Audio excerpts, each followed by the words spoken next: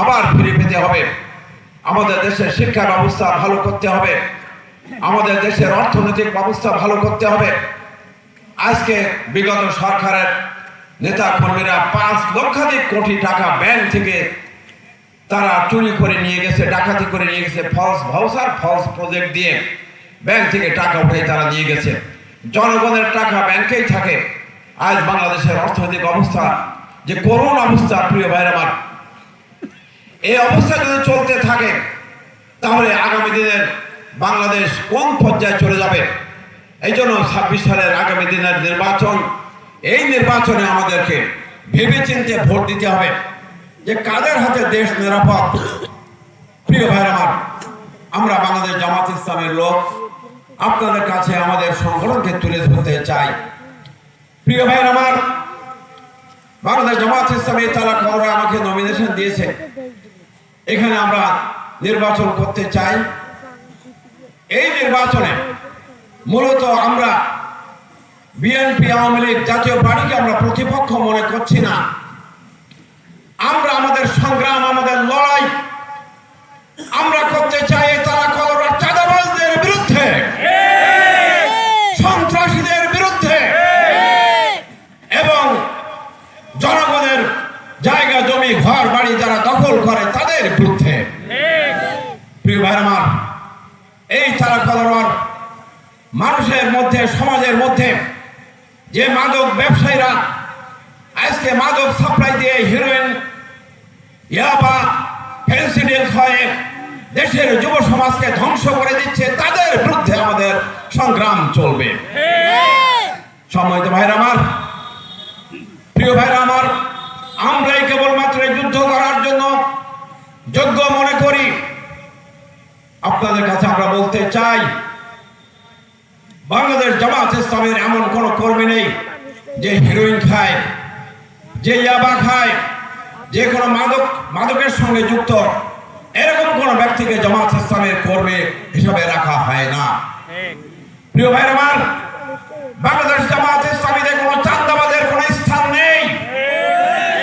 বাংলাদেশ জামাত ইসলামীর মধ্যে কোনো সন্ত্রাসীদের জায়গা দেওয়া হয় না, বা যারা নারী জাতির ইজ্জত আবরু হরণ করে তাদের কোন স্থান এই সংগঠনে আমরা দেই না। প্রিয় ভাইরা আমার, যেসব দল চাঁদাবাজি করে, ধান্দাবাজি করে, যারা সন্ত্রাসের আশ্রয় গ্রহণ করে, যারা মানুষের জায়গা জমি দখল করে, যাদের মধ্যে ধর্ষক ব্যবচারের আশ্রয় দেয়, তারা কি এই জাতিকে, এই সমস্ত শোষক জুলুমবাজদের হাত থেকে কি তারা মুক্তি দিতে পারবে? প্রিয় ভাইরা আমার, এই তারা কলরাকে আমরা নিরাপদ একটা এলাকা গড়ে তুলতে চাই। বাংলাদেশ জামাত ইসলামী আমরা এই জনগণের সুযোগ সুবিধা সহ একটি সুন্দর পরিবেশ আমরা দিতে চাই, কায়েম করতে চাই। আমাদের হাজারো সমস্যা আছে। আমাদের অঞ্চলে জলাবদ্ধতা একটা বড় সমস্যা। এই জলাবদ্ধতা নিরসনের জন্য আমাদের প্রচেষ্টা অব্যাহত থাকবে ইনশাআল্লাহ। আমাদের রাস্তাঘাটের উন্নয়ন, আমাদের বেকার যুবকদের কর্মসংস্থানের ব্যবস্থা করা, আমাদের হাসপাতাল সহ বিভিন্ন সেবামূলক প্রতিষ্ঠানের উন্নয়ন করা, আমাদের শিক্ষা ব্যবস্থার, আমাদের শিক্ষা প্রতিষ্ঠানগুলোর অবকাঠামো উন্নয়ন সহ যে সমস্ত সমস্যা জর্জরিত আমাদের এলাকা, বিগত 15টা বছর বলা যায় গোটা সাতক্ষীরা জেলাটাই ছিল অবহেলিত। আমরা আমাদের এই প্রাণপ্রিয় এই জেলা, আমাদের এই আসন, এই তারা কলরার জনগণকে আমরা সেবা দিয়ে, আমরা মানুষের উন্নয়নের চিন্তা ভাবনা করে আমরা আমাদের কাজ এখানে আমরা করতে চাই।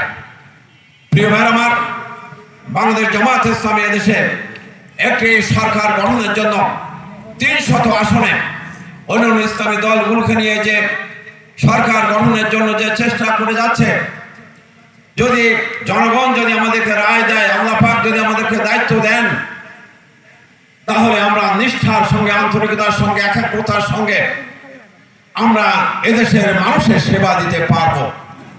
প্রিয় ভাইরা আমার, ইনশাআল্লাহ। প্রিয় ভাইরা আমার, বিগত 54 বছরের যে সমস্ত শাসকরা দেশ শাসন করেছে তারা এদেশের কোনো ক্ষুধামুক্ত বাংলাদেশ, দারিদ্র মুক্ত বাংলাদেশ, দুর্নীতি মুক্ত বাংলাদেশ তারা গঠন করতে পারেনি। প্রিয় ভাই আমার, বাংলাদেশ জামায়াত ইসলামী কেবলমাত্র আগামী দিনের বাংলাদেশ একটি দুর্নীতি মুক্ত বাংলাদেশ উপহার দিতে সক্ষম হবে ইনশাআল্লাহ।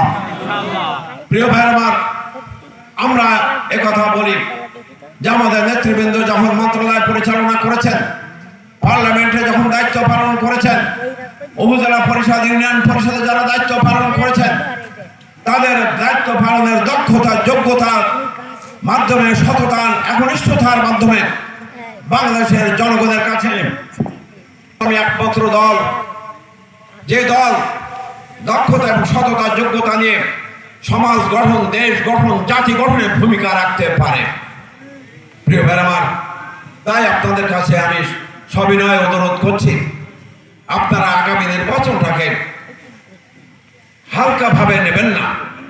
বিগত 54 বছর এই জাতি যেভাবে নিগৃহীত হয়েছে, এদেশের খেটে খাওয়া মানুষ, এদেশের কাজের বুয়ারা, এদেশের এতিম মিসকিন ভিখারীরা, এদেশের অভাবী মানুষগুলো, সুবিধা বঞ্চিত মানুষরা, পিছিয়ে পড়া মানুষগুলো, তাদের দেখার কেউ নেই।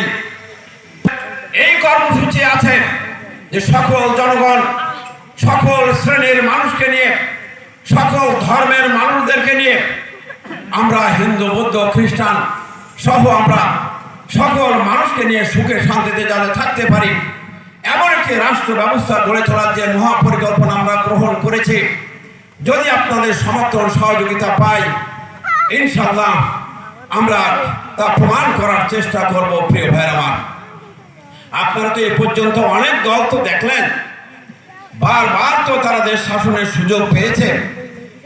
একটি বার অন্তত আমাদের সুযোগ দেন, একটু পরিবর্তন করেন, করে দেখেন যে আমরা পারি কিনা। সম্মানিত ভাইরা আমার, তাই আপনাদের কাছে আমার অনুরোধ যে আগামী নির্বাচনে দাঁড়িপাল্লা প্রতীকে আপনারা ভোট দিয়ে বাংলাদেশে একটি ন্যায় এবং ইনসাফ ভিত্তিক সমাজ ব্যবস্থা আর তালাকর একটি শান্তির জনপদ, একটি নিরাপত্তার জনপদ আমরা গড়ে তুলি, এই আহ্বান রেখে আমি আমার বক্তব্য শেষ করছি। ওয়া আখিরু দাওয়ানা আলহামদুলিল্লাহি রাব্বিল আলামিন।